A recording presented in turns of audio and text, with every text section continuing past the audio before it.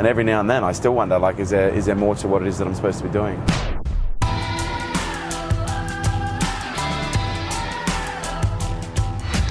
You want to come through?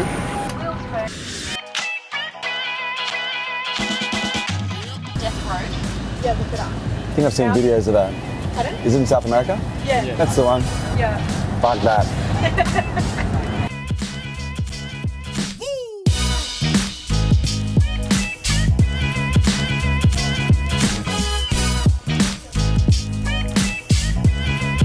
Hey Ma. How are ya? So much. Okay. How you doing? I've got to come down and stay to the phone, Kerwin. I know. I know so much. When she came into the room, it was really strange. I was fighting the tears back. Like normally I'd just let it go, but in that context, I was fighting them back. Like I really, it was a little bit cathartic. Like I have an enormous amount of affection for my mum. She's been my greatest champion, my greatest advocate, my biggest fan. But we've had our issues, you know, and it was actually really nice to see her and enjoy being in her space. I think I've had some good healing around that because I really do want to make the effort to have a better relationship with her before I can't. That's not that I haven't talked to my mum in 15 years, but it's been strained for a while, and I'd really like to resolve it for her, for me, and also for Noah, so I don't pass that on. Gold Coast, you're f***ing amazing. Thank you very much, Gold Coast. Where do you get all your psychology knowledge? Do you have a reading list or something like that you can email? Look, mate, we have a reading list you can get on the website. Okay. But to be honest, I'm just someone who's had a lot of problems, and I've just been very passionate about solving them consciously with the goal to be able to replicate it with others. So ever since I was little, I had undiagnosed anxiety, mad until my mid-20s, and Feel your pain, brother. yeah, and even now I still have it coming up from time to time. Yeah. But I now just have the tools to deal with it. Yeah. When I was younger, I didn't have the tools, and I just used to remember thinking, there's got to be something wrong with me. Not everyone. I was like a wound-up little wound-up spring, Yeah. And so I always dreamed that there had to be a better way, and as a result, I just attracted people, information, books. Yeah. But just this relentless pursuit to learn how to be calm. Yes. Yeah, absolutely. That's good, man. Good on you. It's a pleasure to meet you. And Yeah, I look likewise. forward to catching up with you in May. So see you in May, bro. thanks, Take care. What's your name? Thank you for that. You're welcome. How are you, brother? How are you? You got it. I work with thousands of kids with ADHD. I have ADHD. Yeah, right. And I use you because I get them, they're all on the streets and not working, but I show them your clips and I go, hey, we're A students, high five. Yeah. And they walk away proud that they've got ADHD. Aw. So they learn that they can do anything. Thank you so much. Thank you so much. You've got no idea how many kids that don't even look at stuff. I play you to them. Thank you, darling. Come in. No, thank you. Very kind. When you create content, how do you know what you're going to speak about? Like, that's the hardest thing. When you said that, that's the one thing. I think it's Einstein said any idiot can make something complicated. Real genius is in simplicity.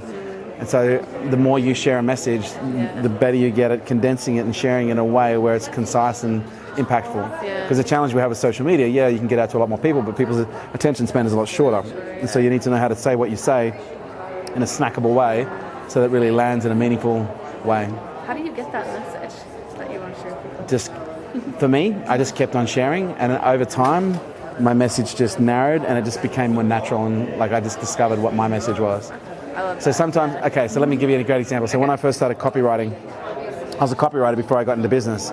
And when I used to feel uninspired or I had nothing coming creatively, I'd go and rewrite other people's work. And so because what I discovered is when I would rewrite other people's work, a successful sales letter, it would just put me into their mind, and it would put me into their flow. And then I discovered it just built some creativity. And when I first started speaking, I didn't have a lot to really share, and so I was drawing on other people's content. After a while, I kept sharing, and then mine came out, and it was unique and distinct and a little bit different. I love that. That makes so much sense to me. Okay. And it's the same as speaking someone else's message. It puts you into their mindset. It puts you into their psychology. So really smart people that you want to be like your mentors and your producers and stuff. Thank you. You got it. Good luck with everything.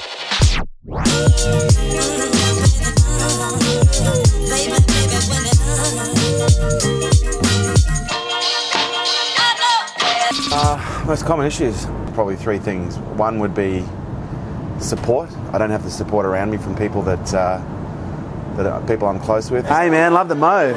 Bro, that's awesome. Well done. Only like 6 months to finish my apprenticeship or whatever. Yep. And it's not what I want to do anymore. And I currently I have like goals in my life where I'm working towards now. But it's like, how do I like explain to other people, like say my mum and stuff, without her getting upset or like kicking over? You can't control the way other people feel. Yeah. You can only manage your own emotions. But what I will tell you is the law of lesser pisses.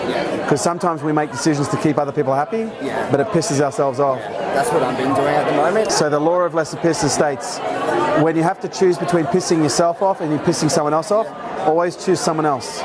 You don't have to live with them, although you might be under their roof, but you have to live with you in here.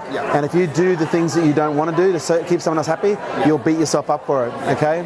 You can't keep everyone happy in life, especially if you want to be an entrepreneur.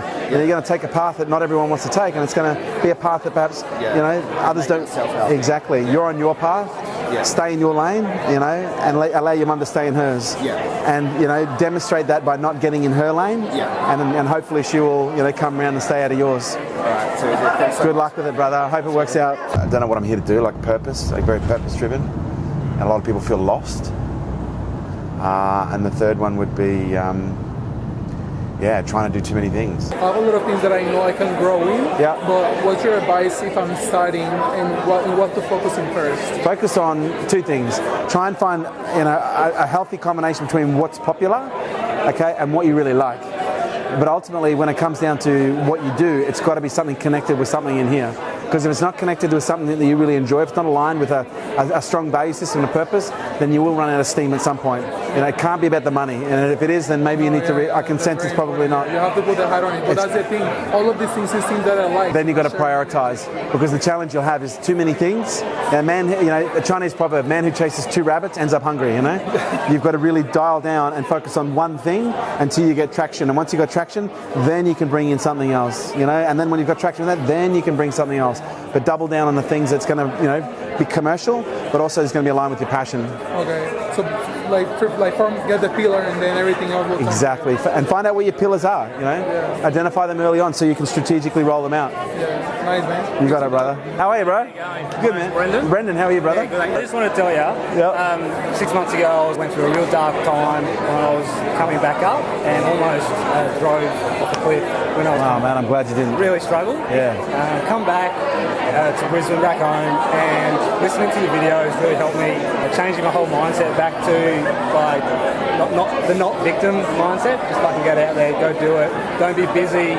Put your priorities first. And it's just changed my whole life. I just want to thank you for that, because without that sort of mentality, I almost just gave it all up. And I know you don't really see that from the other side of the screen, but this sort of stuff really makes an impact. Thank you, brother. It means the world to me, man. I really appreciate it.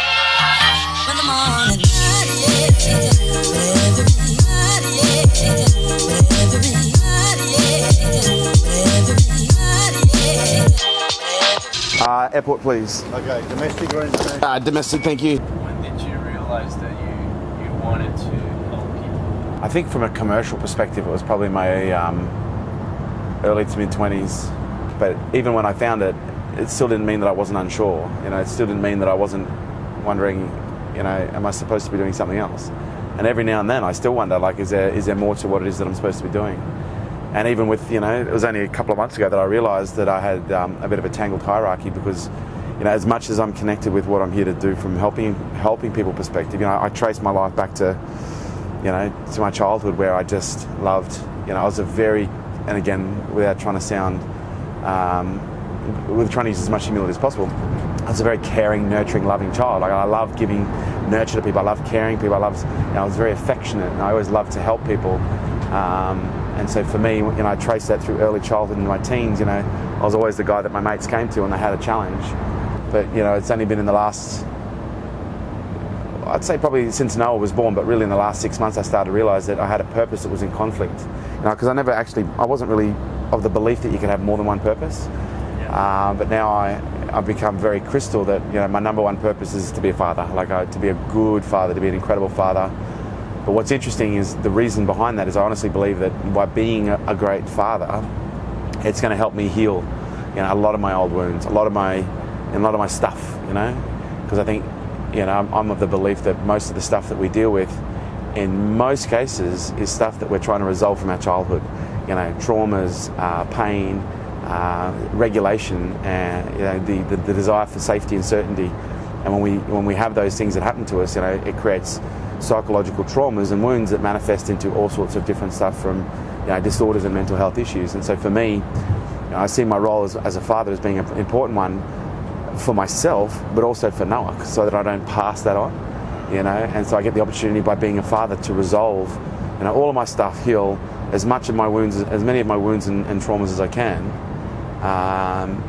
And by virtue of that, it's going to make my secondary purpose, which is to help people, even better, because the more I heal within myself, the more I help myself, and the better a father, the better a leader I am to my son.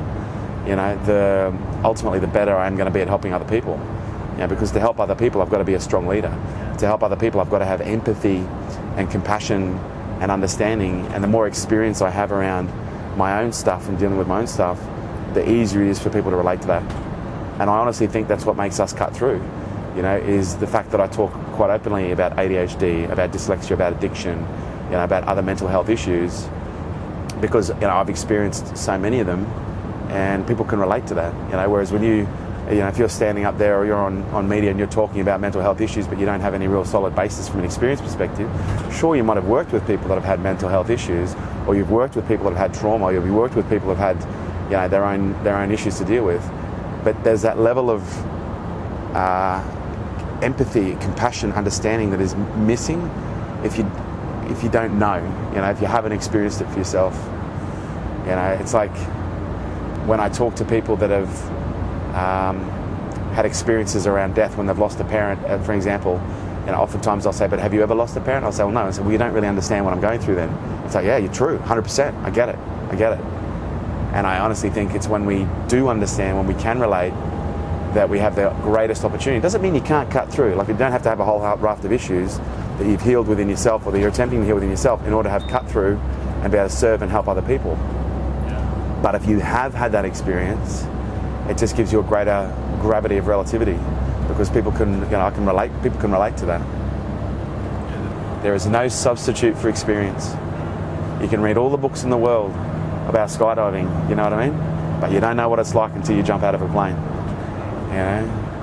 You can read all the books in the world about, how to treat addiction, but unless you've been an addict, you really don't understand the plot.